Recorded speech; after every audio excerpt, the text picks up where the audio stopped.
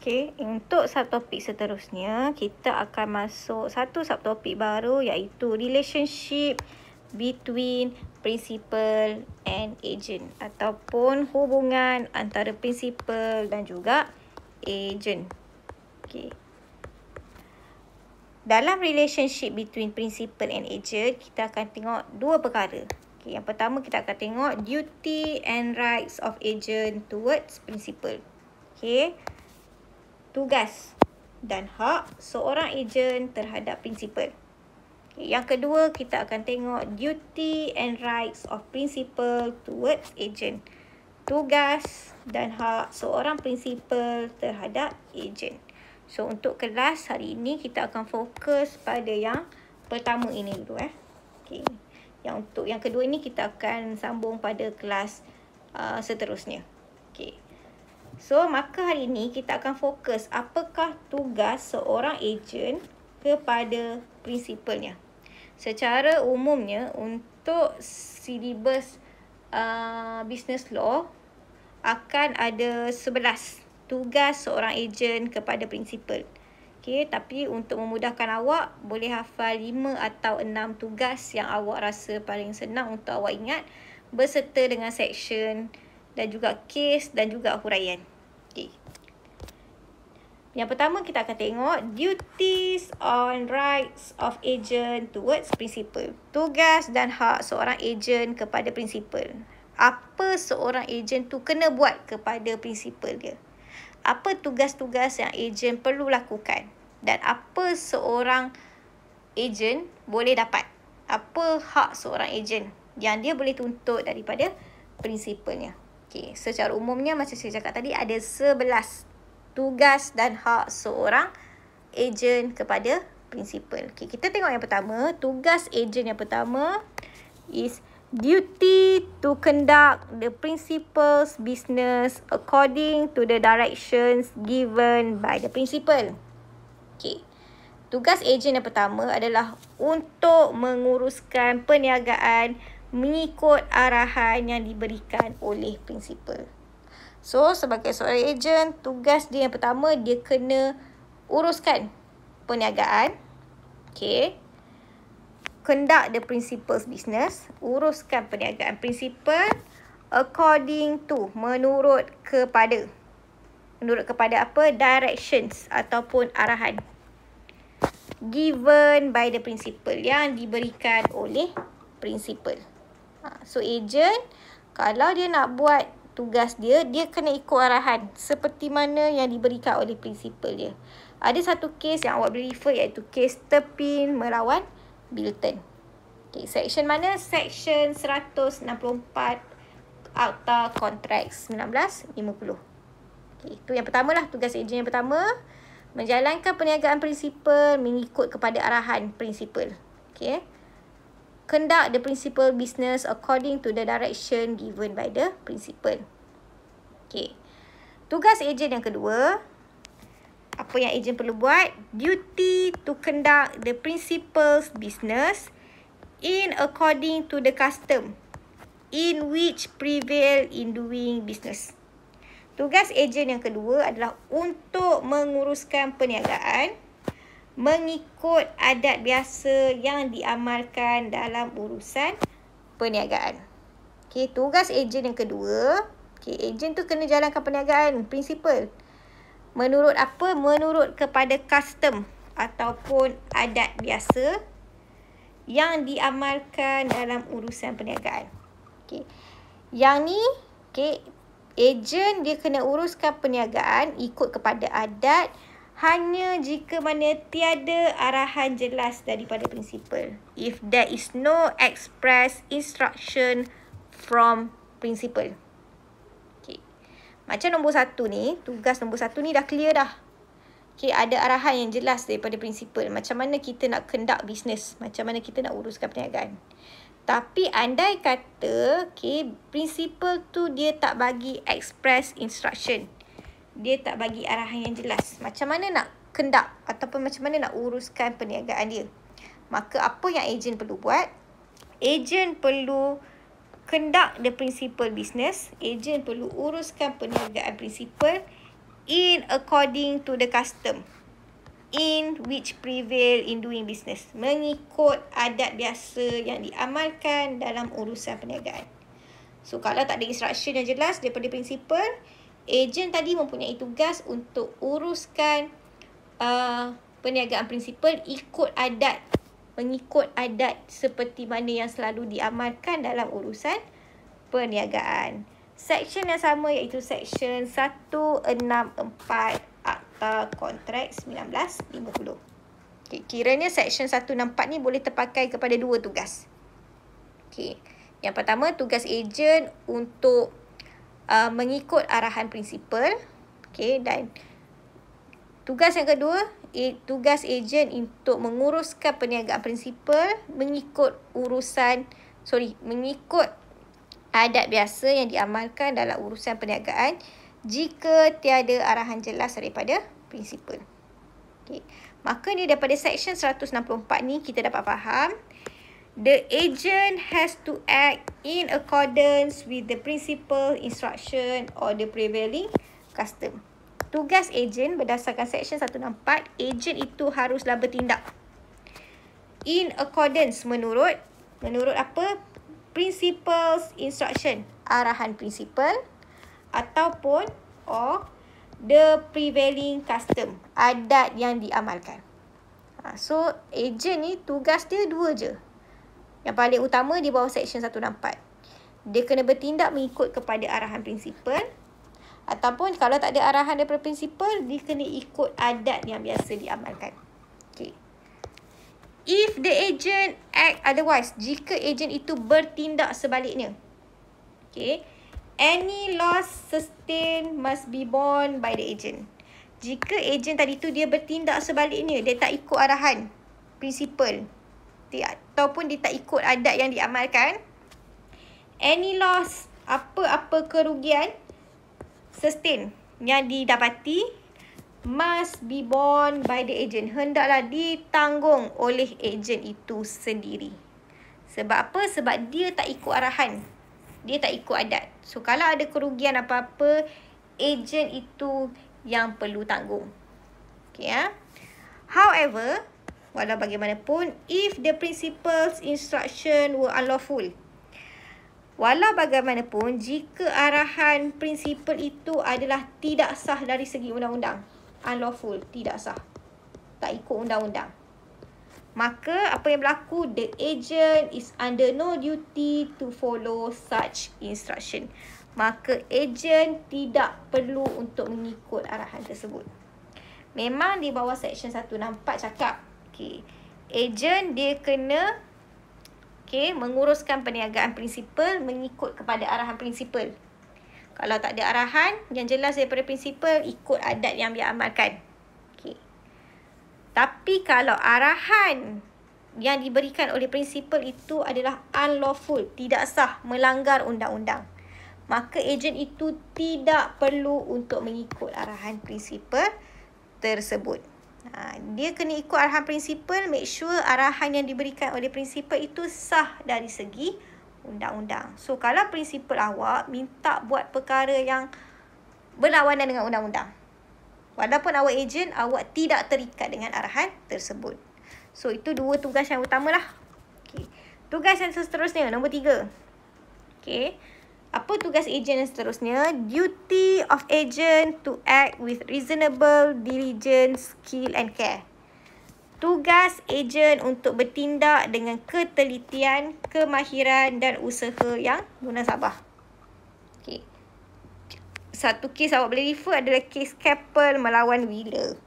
Okay, section mana yang terlibat? Section 165 Akta Kontrak 1950. So, apa yang dikatakan dekat sini? The agent has to exercise care in conducting his principal business with diligence and skill. Seorang ejen hendaklah melaksanakan care. Kita kata care itu adalah usaha. Okay.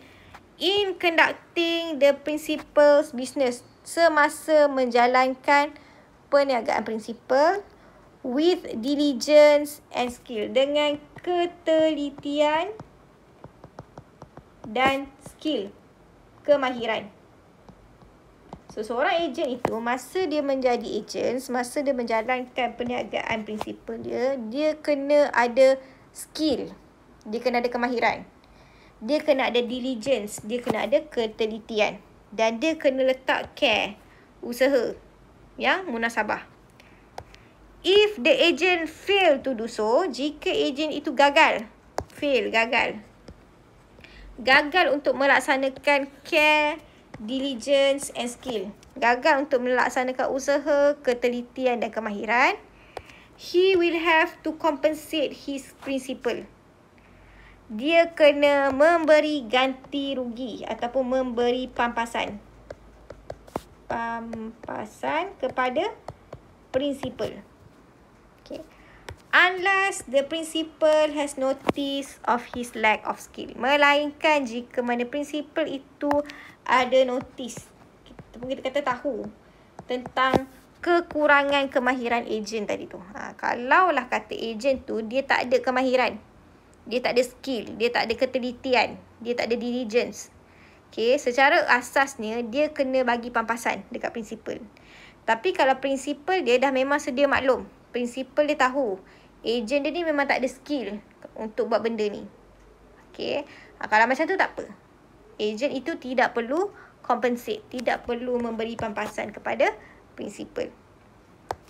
If a particular task requires a skill which the agent does not have, then the agent should not take up the task. Jika satu tugas itu, okay, memerlukan skill, memerlukan kemahiran, which the agent does not have. Yang mana agent itu memang dia tak ada skill tersebut.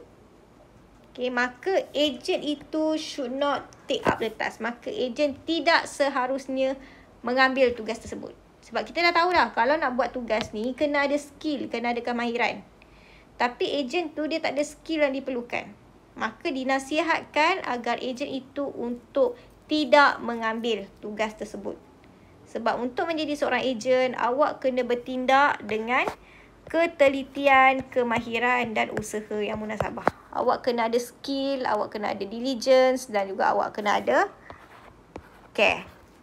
Macam mana awak nak buat kerja kalau awak tak ada skill untuk melakukan pekerjaan tersebut? Okay. Alright. Itu tugas ejen yang ketiga. Tugas ejen yang keempat. Duty to give or render proper account to principal on demand. Tugas ejen yang keempat adalah untuk memberi akaun-akaun yang sempurna kepada principal apabila dituntut. Di bawah Section 166 Akta Kontrak 1950 dan kes Harry Parker Limited melawan Mason. Okay. Maka tugas ejen yang keempat, dia kena berikan akaun-akaun yang sempurna kepada principal apabila dituntut. Duty to give or render proper account to principal on demand. Apa yang ejen kena buat? The agent has to make proper and accurate accounts to his principal when requested. Seorang ejen hendaklah membuat satu akaun yang proper, yang baik and accurate, tepat kepada principal apabila di-request, diminta. So, kalau principal dia request, dia nak satu akaun yang baik dan tepat, proper and accurate, ejen kena bagi kepada principal. Makanya the agent would have to ensure that the agency's property is not combined with his own property. So, bila kita cakap tentang satu akaun yang proper dan accurate, satu akaun yang baik dan tepat, ejen tadi dia kena ensure, dia kena pastikan agency's property, harta-harta milik agensi is not combined, tidak bercampur aduk with his own property, dengan harta peribadi milik ejen tadi tu. Sebab ejen kerja dia berdasarkan Section 166, dia kena buat satu akaun yang sempurna. Yang mana akaun itu nanti tu akan dituntut oleh principal. So, untuk memastikan akaun itu satu akaun yang sempurna, satu akaun yang tepat, ejen tadi dia kena pastikan Okay. Yang harta-harta agensi itu tak bercampur aduk dengan harta-harta milik dia. Make sure account tu account agensi saja, tak bercampur dengan account milik orang lain. Okay. All records of principal's property and money should be maintained. Semua rekod-rekod harta-harta milik prinsipal dan wang milik prinsipal hendaklah dijaga ataupun dikekalkan. Dijaga atau dikekalkan. Itu tugas seorang ejen. Okay, ya. Ejen dia kena serahkan ataupun berikan akaun yang sempurna kepada prinsipal apabila dituntut. So, ejen tadi kena make sure lah akaun tadi tu betul, tepat. Semua kewangan dalam akaun tadi tu boleh diakses, tak ada masalah. Dan dia kena make sure harta-harta agensi tak bercampur aduk dengan harta-harta ejen itu sendiri. Dan ejen juga kena pastikan semua harta-harta prinsipal dan duit-duit milik prinsipal dikekalkan mengikut kepada akaun yang sepatutnya berdasarkan Seksyen 166. Okay. Yang kelima, tugas ejen yang kelima. Apa tugas ejen yang kelima? Duty to communicate with the principal to get further instruction. Tugas ejen untuk menghubungi prinsipal untuk mendapatkan arahan lanjut berdasarkan Seksyen 167 Akta Kontrak 1950 dan kes Springer melawan Great Eastern Railway. Kes Springer ni awak tengok dalam Agent by Necessity. Ada kita belajar dalam kelas sebelum ni. Okay. So, tugas seorang ejen yang kelima, apa tugasnya? Ejen hendaklah berkomunikasi ataupun menghubungi prinsipal untuk mendapatkan arahan lanjut ataupun arahan selanjutnya. Okay. So, kalaulah ejen tu dia tak tahu apa tindakan yang patut dia buat, maka berdasarkan Seksyen 167, apa yang ejen perlu buat? The agent has the duty to contact the principal to obtain further instruction. Ejen mempunyai tugas untuk menghubungi prinsipal untuk mendapatkan arahan selanjutnya. Tu memang dah tugas dia dah. Kalau dia rasa dia tak tahu nak buat apa, contact prinsipal untuk kita dapatkan arahan selanjutnya. Apa yang perlu dibuat. If it is possible, jika adalah tidak mustahil, then the agent has to communicate with the principal or else he will be liable for all losses. Jika tidak mustahil, boleh untuk ejen tu communicate dengan prinsipal, maka ejen tadi tu kena communicate dengan prinsipal. Kalau tidak, or else, he will be liable for all losses. Dia kena bertanggungjawab untuk segala kerugian. Macam kita belajar lah dalam kes Springer tadi tu. Okay, ya. Make sure kalau selagi boleh, awak boleh contact prinsipal tadi. Contact dulu. Okay. Dapatkan arahan selanjutnya. Apa yang perlu dilakukan. Kalau impossible, tak apa. Tapi kalau masih possible untuk contact prinsipal untuk dapat arahan selanjutnya, contact. Kalau tidak, awak akan bertanggungjawab atas segala kerugian berdasarkan Seksyen 167. Itu tugas ejen yang kelima. Tugas ejen yang keenam. Duty of agent not to be in conflict of interest. Tugas ejen untuk tidak mempunyai apa-apa kepentingan yang bercanggah berdasarkan Seksyen 168 Akta Kontrak 1950 dan kes Armstrong melawan Jackson. Okay. Ejen itu, apa yang nyatakan di bawah Seksyen 168 ni, the agent cannot do contract under his personal capacity without the consent from the principal. Seorang ejen tidak boleh melakukan kontrak di bawah personal capacity ataupun capacity peribadi.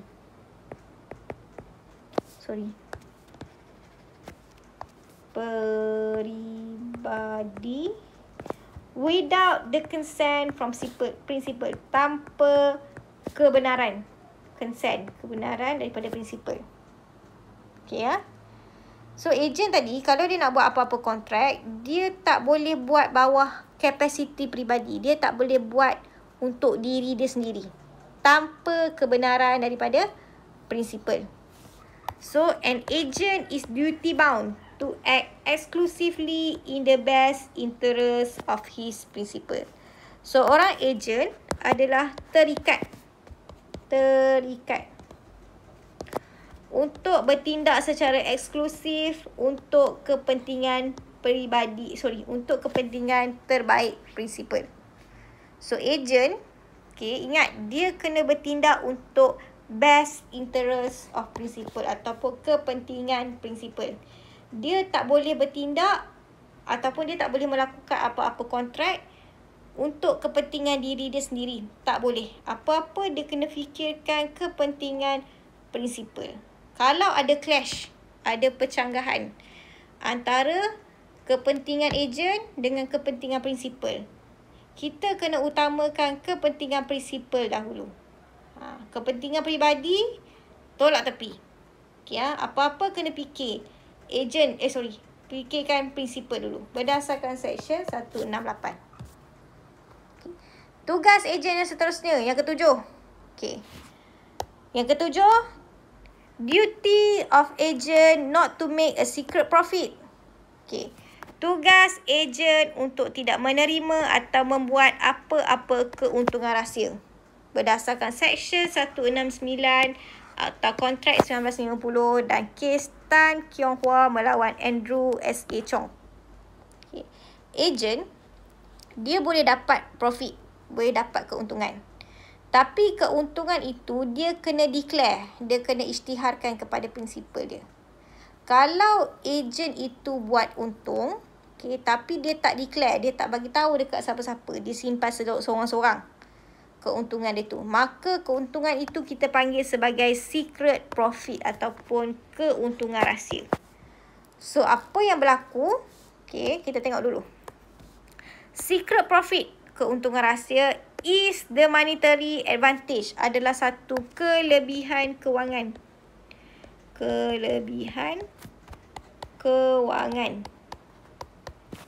Ataupun bribe, rasuah.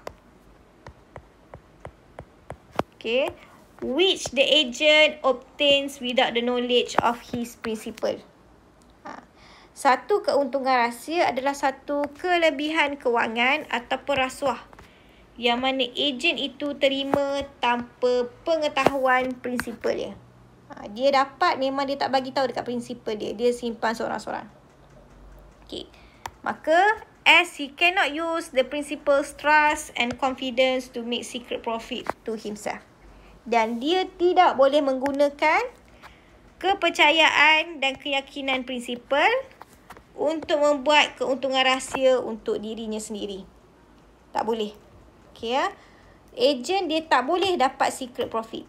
Ejen boleh dapat profit. Ejen boleh dapat untung. Tapi dia tak boleh dapat keuntungan rahsia. Dia kena declare lah kalau dia ada dapat apa-apa keuntungan kepada prinsipal dia. Kalau macam tu tak apa. You have to declare. Awak kena bagi tahu dekat prinsipal awak. Kalau awak simpan seorang-seorang, dia dah melanggar Seksyen 169 dan ejen tadi boleh dikenakan tindakan. Nanti kita akan tengok satu-satu topik yang fokus pada secret profit. Yang ke-8. Tugas ejen yang ke-8. Duty of agent to retain all money due to himself in respect of advances made or expenses properly incurred by him in conducting the business. Tugas ejen untuk menolak jumlah wang yang diterimanya bagi pihak prinsipal itu untuk pembayaran semula wang yang terhutang padanya berkaitan dengan perbelanjaan wajar yang dikeluarkan dalam menjalankan tugas dan komisen lain setelah selesai tugas. Berdasarkan Seksyen 170 atau Kontrak 1950. Tugas yang ke-8, berdasarkan Seksyen 170 ni menyatakan kalaulah ejen tadi tu semasa dia buat kontrak dengan pihak ketiga, dia guna duit dia dulu. Prinsipal tak bagi dia duit. So, ejen tadi dia guna duit dia sendiri buat kontrak dengan pihak ketiga. Lepas tu pihak ketiga pun bayarlah semula kepada ejen tadi tu. Maka berdasarkan Section 170, ejen itu boleh ambil duit daripada third party tadi, daripada pihak ketiga untuk cover balik duit yang dia keluarkan pada awalnya. Berdasarkan Section 170. So, the agent can claim back his own money used in the business by deducting the money received for his principal. Maka seorang ejen boleh claim balik, boleh menuntut semula duit dia yang digunakan dalam perniagaan dengan menolak jumlah duit yang diterima untuk principal. So, katakanlah contoh, awak buat kontrak, awak ejen, awak buat kontrak dengan third party. Third party, awak ejen. Okay, awak gunakan duit awak dulu. Lepas tu dah settle kontrak third party tadi, pihak ketiga bayarlah kepada akaun principal. Masuk dalam akaun. Duit tadi tu masuk dalam akaun principal. So, memandangkan awak dah guna dah duit awak dulu untuk buat kontrak dengan third party, awak boleh ambil duit awak daripada akaun principal tadi tu. Dengan syarat awak ambil jumlah yang sepatutnya lah. Kalau awak guna duit awak RM5,000, ambil dah RM5,000 daripada akaun principal. Okay, Ini yang ke-8. Okay. Ejen dia ada hak, okay, untuk dapatkan semula duit dia yang dia telah gunakan semasa awal-awal bisnes itu dibuat. Kan, kukuh lah macam principal tu, dia tak ada duit dia lagi. So, awak gunakan duit awak, ejen gunakan duit dia sendiri untuk buat kontrak dengan pihak ketiga. So, nanti bila principal dah dapat duit, awak boleh claim balik daripada awak punya principal ataupun ambil terus daripada akaun principal tu. Tak ada masalah. Dengan syarat, ambil mengikut jumlah amount yang ditetapkan. Okay. Yang ke-9, tugas ejen yang ke-9. Duty of agent to give or pay all sums received for principal. Tugas ejen untuk membayar kepada principal semua jumlah wang yang diterima atas akaun principal. Berdasarkan Section 171 Akta Kontrak 1950 dan kes Sean Delamo and Company melawan Joseph Lee Henson. Okay. So, macam saya cakap tadi, kadang-kadang duit daripada pihak ketiga tu, dia akan bagi dekat ejen dulu. Sebab ingat, ejen ini adalah orang tengah, wakil kepada principal untuk buat kontrak dengan pihak ketiga. So, kadang-kadang duit daripada pihak ketiga tu, dia akan pass dekat ejen dulu. So, apa tugas ejen? Ejen kena serahkan, okay, ataupun bayar kepada principal semua jumlah wang yang diterima atas akaun principal. So, ejen tadi dia kena bagi duit yang diterima daripada pihak ketiga kepada principal dia. So, an agent is duty bound to pay his principal all the money received. Maka seorang ejen adalah terikat untuk membayar principal semua duit yang diterima daripada pihak ketiga. Bagi dekat principal. Itu hak principal. Okay, tetapi the agent is allowed to take back the money that he has advanced beforehand from the principal's account. Tapi, macam saya cakap tadi, ejen dibenarkan untuk mengambil semula duit yang dia telah gunakan pada awal sebelumnya daripada akaun principal di bawah Section 170 yang ni. Okay, bawah Section 171 yang ni dia cakap, okay, kalau ejen dapat duit daripada pihak ketiga, okay, duit tu kena diberikan kepada principal. Tapi kalau ejen itu dia ada gunakan duit dia masa awal-awal buat kontrak dengan pihak ketiga, ejen tu dibenarkan, dibenarkan untuk ambil duit yang dia dah guna tadi tu, amount yang dia dah guna sebelum dia bagi dekat principal. Dibenarkan di bawah Section 170. Okay. Tugas seterusnya, seorang ejen, duty of agent not to disclose confidential information. Tugas ejen untuk tidak mendedahkan maklumat rahsia ataupun dokumen sulit prinsipal. Yang ni tak ada section Okay. Ejen, memandangkan awak adalah orang tengah ataupun wakil kepada prinsipal, awak tidak boleh mendedahkan maklumat rahsia ataupun apa-apa dokumen sulit milik prinsipal. If the principal tell his agent any secret or give him any confidential information, then the agent must keep all the information as confidential. Jika seorang prinsipal memberitahu ejen dia apa-apa rahsia ataupun memberikan kepada ejen apa-apa maklumat sulit, any confidential information, maklumat sulit. Contohlah macam prinsipal awak bagi tahu awak sesuatu maklumat. Maka awak sebagai ejen must keep all the information as confidential. Hendaklah menyimpan semua maklumat yang diberikan oleh prinsipal itu sebagai confidential, maklumat sulit. Tak boleh bagi tahu dekat siapa-siapa. The agent cannot use the secret to bring losses and disadvantages towards the principal.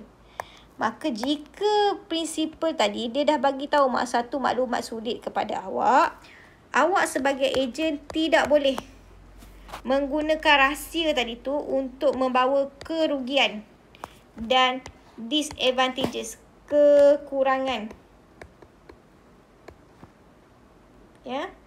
kepada prinsipal awak. Awak dah tahu rahsia dia, awak nak buat jahat dekat dia, awak nak bagi kerugian dekat dia, tak boleh. So, tugas seorang ejen, dia tak boleh dedahkan apa-apa maklumat rahsia ataupun dokumen sulit milik prinsipal. Dan yang terakhir sekali, tugas seorang ejen adalah duty of agent not to delegate. Tugas seorang ejen untuk tidak mewakilkan tugasnya kepada pihak lain berdasarkan Section 143. Bila awak dah jadi ejen, awak dapat kerja daripada prinsipal.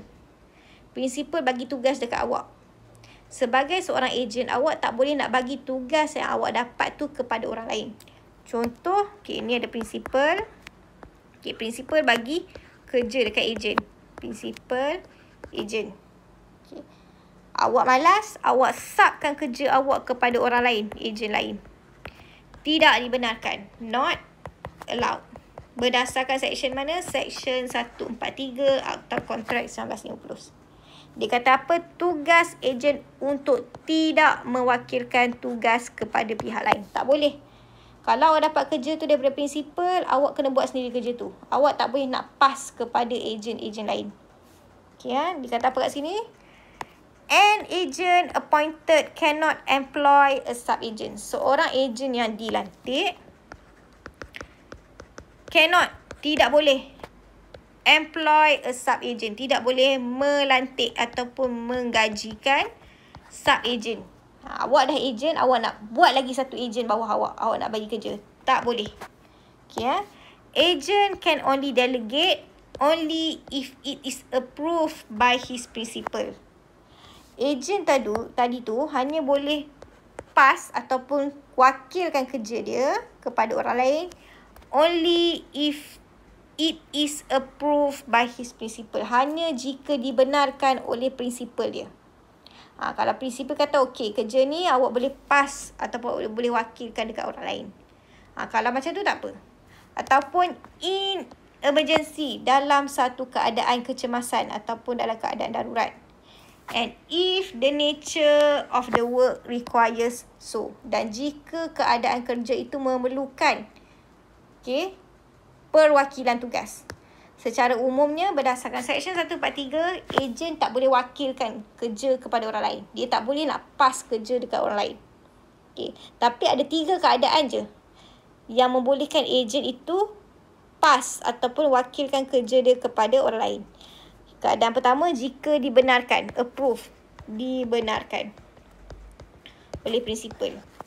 Ataupun dalam keadaan emergency, darurat ataupun kecemasan. Dan yang ketiga, jika nature of work, sifat pekerjaan itu memerlukan Okay, agent itu untuk ada sub-agent. Kalau kerja dia ni, dia kena ada sub-agent. Kalau macam tu tak apa. Hanya 1, 2, 3. Hanya 3 keadaan ni je membolehkan agent itu untuk wakilkan kerja ataupun tugas dia kepada orang lain.